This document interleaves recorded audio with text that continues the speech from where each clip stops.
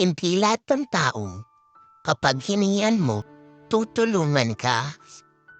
That's the reality.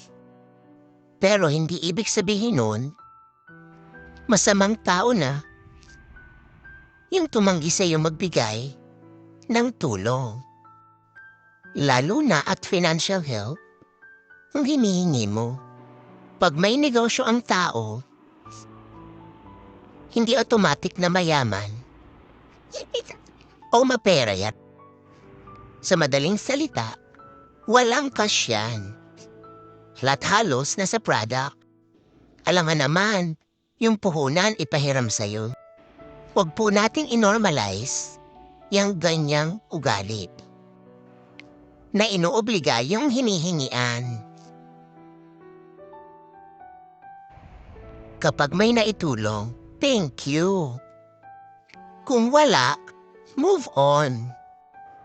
Walang responsibilidad ang tao sa'yo. That's a fact, not unless lahat ng tao may problema sa mundo. Hindi mo lang alam kasi nakafocus ka sa problema mo.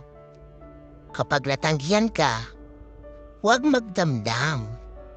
Intindihin mo din yung taong hinihingian mo.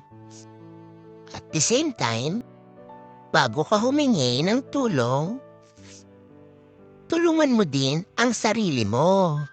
Dahil hindi palagi may ibang tao na tutulong sa'yo.